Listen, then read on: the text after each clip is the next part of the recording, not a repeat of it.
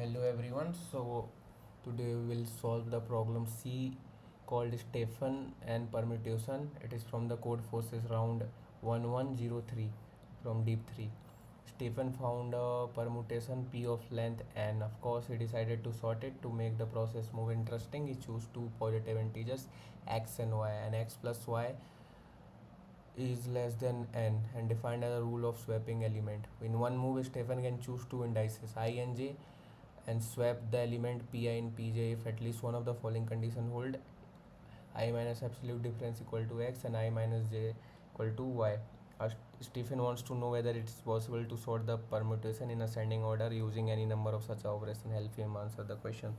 देखो question simple है कि देखो n लेंथ का परम्यूटेशन दिया है, मतलब अगर 5 है लेंथ तो 1 से 5 तक नंबर दिए हुए हैं रैंडम ऑर्डर में, तो मैं उसको सॉर्ट करना है और सॉर्टिंग करने की दो कंडीशन दी हुई है: I minus J equal to X होना चाहिए, I minus J equal to Y होना चाहिए, तभी तुम स्वैप करके उसको सॉर्ट कर सकते हो। ठीक, दोनों में से एक भी अगर ट्रू होगा तो चलेगा। ठीक, देखो प्रॉब्लम पे टेस्ट केस इनपुट दिया हुआ है और एन एक्स वाई लिया हुआ है, फिर एन साइज का एरे लिया हुआ है। ठीक, और तुम्हें question O of n n log n में ही कर सकते हो, क्योंकि तुम देख सकते हो टाइम लिमिट 2 सेकेंड है और जो हमारा जो एन है वो 10⁵ तक है। तो मतलब अगर एन स्क्वायर में करोगे तो 10⁻10 हो गया है, और 10⁸8 ही 2 सेकेंड होता है, तो टाइम लिमिट क्रॉस कर सकता है। तो एन लॉग एन में या एन में ही तुम्हें ये क्वेश्चन करना होगा।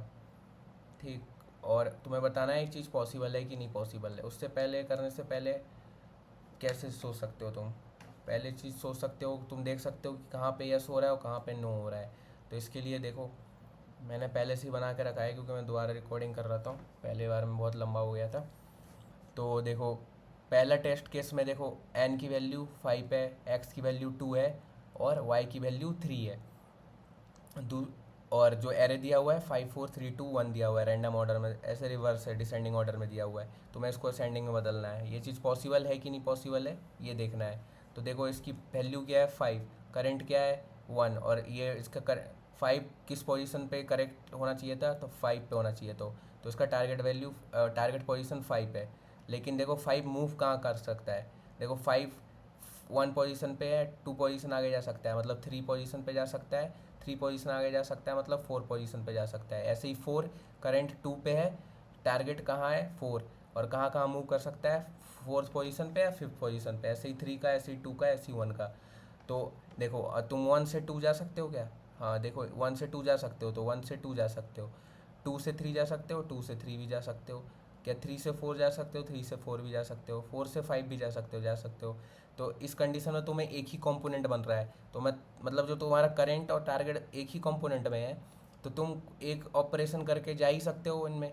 ठीक, तो इसका मतलब इस टेस्ट केस में आंसर हमेशा यस आएगा। तो टेस्ट केस के कैसे टेस्ट केस में आंसर नो आएंगे, जैसे ये है, तुमने सिमिलरली इसमें 2 का वैल्यू लिया और इसका करंट और टारगेट लिख लिया और कहाँ मूव कर सकते लिख लिया, ऐसे ही सब लिख लिया।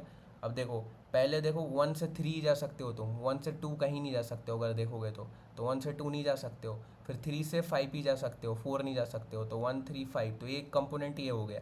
दूसरा कंपोनेंट 2 4 और 6 हो गया है। तुम ये सोच रहे होगे कि अलग अलग कंपोनेंट आ गया तो आंसर नो है, नो ऐसा नहीं है।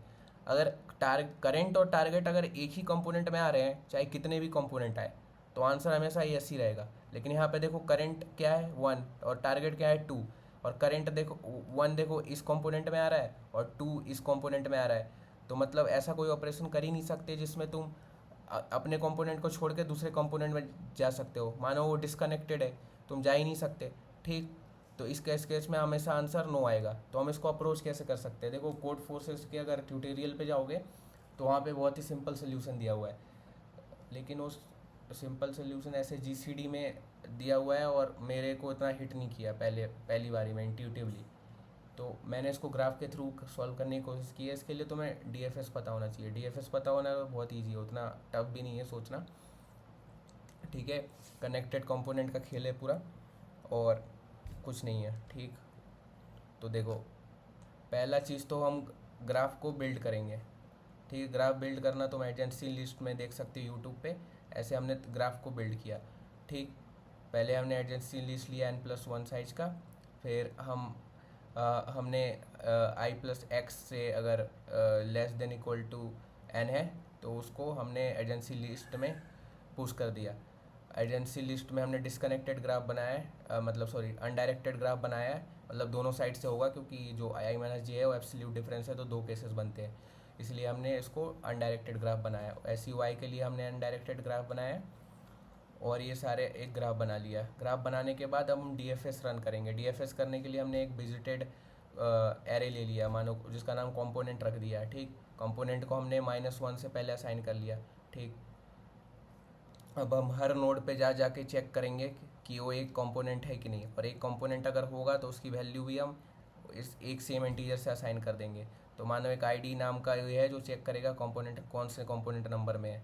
उसके बाद हम डीएफएस में गए, सिंपल डीएफएस परफॉर्म किया। ठीक, यहाँ पे अगर पूरा ही एक ही कंपोनेंट है तो एक सब में 0 0 0 आ जाएगा और हम उससे बाहर निकल आएंगे। फिर इसके बाद हम चेक करेंगे कि जो करंट पोजीशन है वो रीच किया है टारगेट को कि नहीं। अगर जो हमारा एलिमेंट है अगर वो सेम कंपोनेंट में होगा तो दोनों की जो वैल्यू होगी वो सेम ही होगी।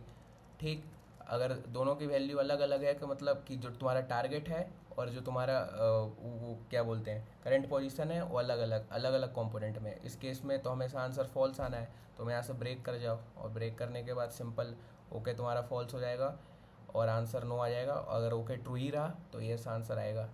तो ये सिंपल सोल्यूशन है। आई होप कि समझ में आया होगा। वैसे इतना डिफ़िकल्ट नहीं है करना, पर ऐसे तुम ग्राफ व्राफ पढ़े रहोगे। अभी अभी मैं थोड़ा ग्राफ पढ़ा था तो ऐसे हिट किया मेरे को, और इतना इंट्यूटिव भी नहीं है ये। लेकिन जो जीसीडी वाला मेथड था वो मेरे को उतना समझ में नहीं आया और हिट नहीं हुआ मेरे को अभी तक। अगर वो भी होता है तो मैं बताऊँगा उसके बारे में। तो थैंक यू वेरी मच ये वीडियो देखने के लिए। और ये सेम टू सेम कोड तुम देख सकते हो, कोड फोर्सेस पे डाल के रन होगा।